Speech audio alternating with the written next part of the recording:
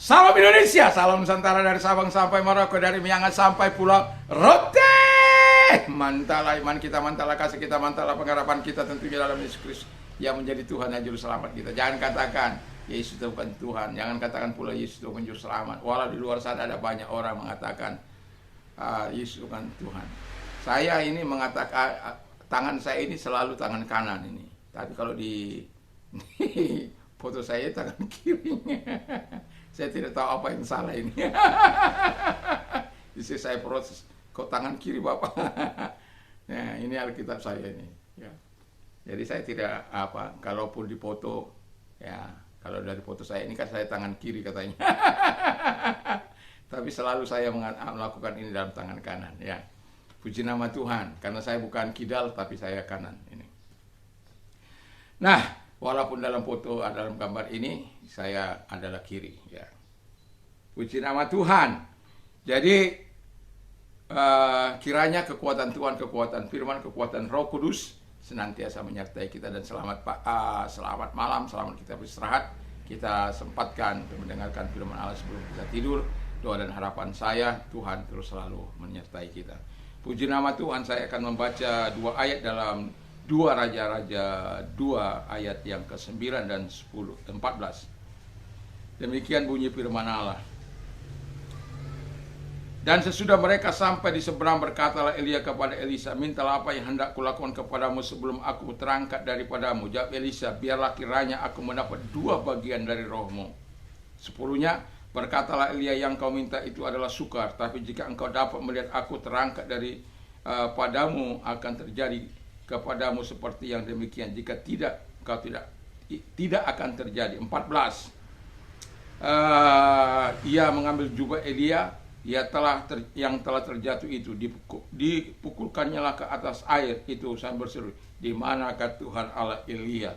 Yang memukul air itu lalu berbagilah ke sebelah sini dan ke sebelah sana, maka menyeberanglah Elisa. Haleluya. Ini judulnya meminta hal besar dari Tuhan. Ini penting kita teladani, kita contoh, ya, walaupun katanya firman Allah sukar, tetapi Elia sudah mengatakan, kalau engkau melihat aku naik, karena memang sudah Tuhan mau panggil dia, kalau engkau melihat aku naik, maka engkau akan berhasil. Dan itulah sebabnya dia tidak kemana saja Elia pergi, dia ada di situ dan tidak mau meninggalkannya jauh-jauh, karena takut Tuhan akan mengangkat dia. Nah, jadi meminta hal-hal yang besar dari Allah. Ask great things from God. Jadi minta hal-hal besar dari Allah. Dan sebagaimana pembacaan kita, Elisa meminta double portion of Elijah spirit. Jadi Elisa itu meminta supaya Tuhan memberikan double porsi Elia, spiritnya itu, rohnya itu. Dan Elia bilang itu enggak mudah loh saya, tapi dia enggak peduli. Itu sebabnya Elia katakan kepada Elisa, bujangnya ini, kalau engkau dapat melihat aku terangkat ke sorga, itu akan terjadi. Dan itu sebabnya dia terus di mana Elia ada, di situ dia. Jadi Elisa meminta hal-hal yang besar, bukan untuk kepentingannya, bukan untuk kemuliaannya, bukan juga untuk dipamerkannya bahwa saya ini udah hebat, bukan, atau saya lah yang akan menggantikan Elia yang hebat itu, bukan saya mau jauh lebih hebat dari Elia, bukan. Tapi memang nama besar Elia tidak akan bisa lagi dipungkiri. Kehebatan Elia melakukan banyak mujizat bukan lagi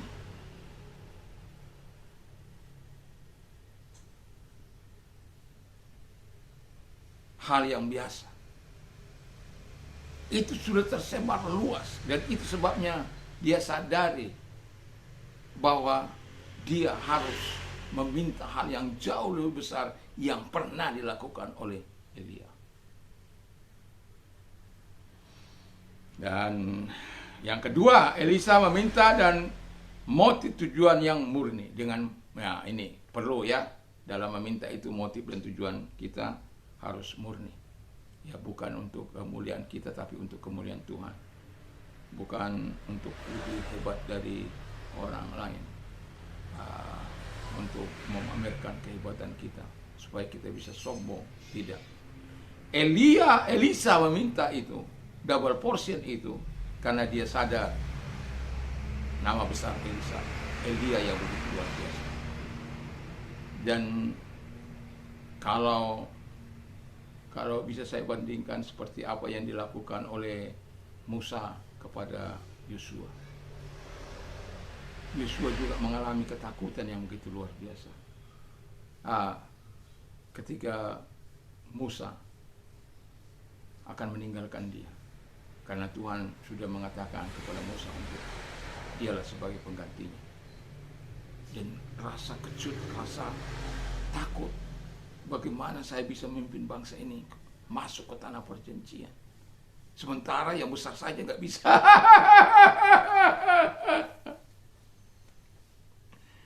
Tapi Musa, saya katakan bukan dia gagal, sebagaimana dia hanya mendapat penalti dari Tuhan bahwa dia tidak akan masuk dalam tanah perjanjian, tapi dia sudah hantar sampai di ujung perbatasan istilahnya.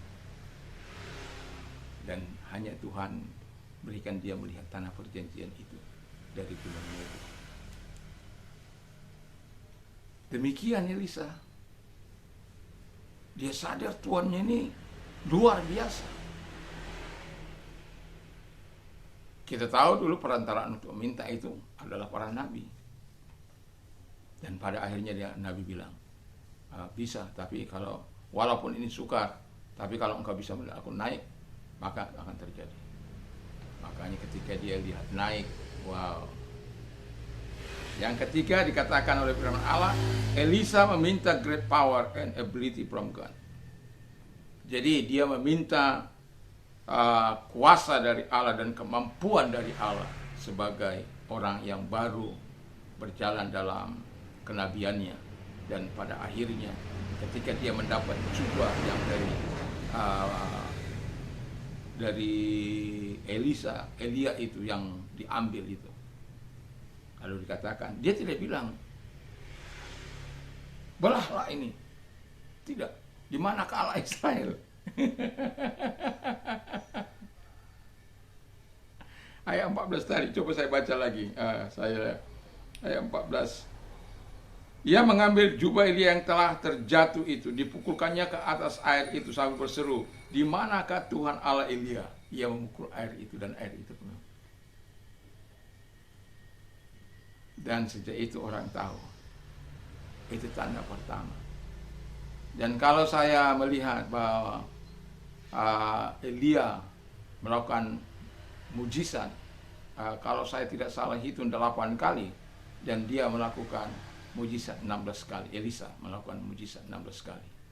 Jadi dalam hal ini yang mau saya katakan kepada kita, jangan takut meminta hal-hal besar daripada Allah.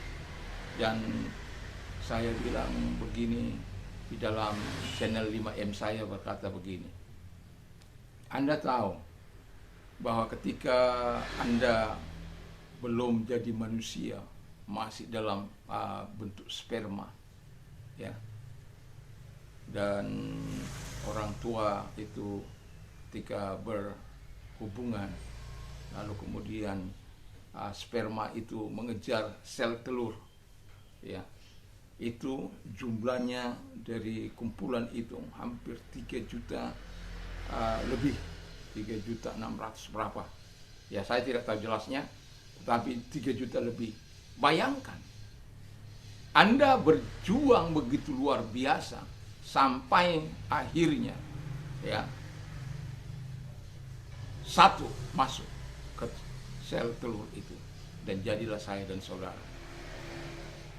Jadi sejak lahir Anda sudah menjadi the winner, bukan the loser. Anda orang hebat, Nah, kalau Anda hebat, mengapa harus meminta hal-hal yang kecil daripada Allah? Saya selalu meminta hal-hal yang besar dari Allah. Dan satu contoh, kalau orang sudah katakan tidak mungkin, justru saya senang gitu. Ya, kalau orang dokter katakan sudah tidak mungkin, justru saya senang itu. Kenapa? Ini kesempatan kita untuk menunjukkan kuasa Allah itu, untuk menunjukkan bahwa Allah penentunya, bukan dokter.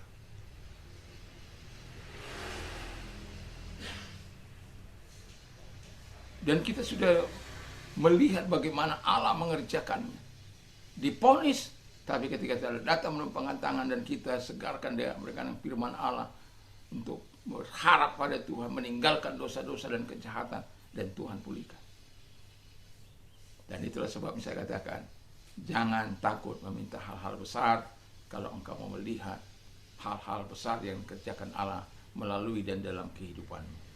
Saya katakan sedang meminta hal besar, karunia-karunia itu bekerja secara dasar dalam gereja Tuhan seperti dalam gereja mula-mula. Dan saya juga minta buah-buah Roh Kudus, supaya dengan buah-buah Roh Kudus itu kita tetap stay di dalam kebenaran Tuhan. Atau mereka-mereka yang memiliki karunia-karunia menetap dalam kehidupan mereka. Itu Anda bisa baca dalam Roma 12, bagaimana karunia bernubuat dengan iman, melayani, mengajar, memberi, menasihati, memimpin, berkemurahan, 7 karunia yang tidak menetap itu. Sementara 9 karunia itu kesembuhan, iman, mujizat, lalu kemudian karunia hikmat, marifat, pengetahuan, dan juga kita memiliki karunia-karunia yang membeda-bedakan roh, menafsirkan, berbahasa roh, dan lain sebagainya, karunia iman. Dan ketika kita minta itu, yakin dan percayalah, ketika Tuhan memberikan kesempatan bagi kita untuk melakukan atau mendoakan seseorang, itu bisa terjadi dia itu. Tetapi yang mau saya katakan, minta hal-hal besar. Jangan takut meminta hal-hal besar seperti Elisa meminta kepada Elia. Dan pada akhirnya Tuhan memberikan melalui Elia. Dan kemudian Elisa menjadi pengganti yang diakui pada masa itu. Tuhan Yesus memberkati. Jangan takut meminta hal-hal besar. Dan saya berharap kita semua adalah orang-orang yang berani meminta hal-hal besar kepada Allah. Mari kita berdoa. Terima kasih Bapa di surga, kiranya Tuhan menolong kami untuk tetap hidup sesuai dengan kehendak Bapa di surga. Dalam nama Yesus, sehingga kami bisa berani meminta hal-hal besar kepada Allah.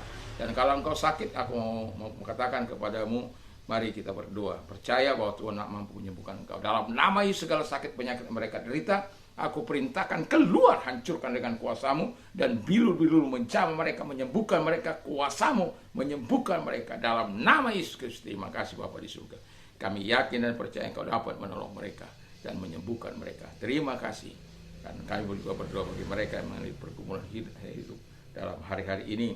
Tuhan, kalau Engkau orangnya, mari angkat kedua belah tanganmu dan kita berdoa. Terima kasih, angkat kedua belah tanganmu, dan Tuhan tolong mereka yang mengangkat tangan kepadamu. Tuhan, hari ini kami satukan hati kami di dalam nama Yesus. Malam ini Tuhan, kami satukan hati kami untuk Engkau menolong mereka dalam nama Yesus Kristus. Terima kasih Bapa di surga.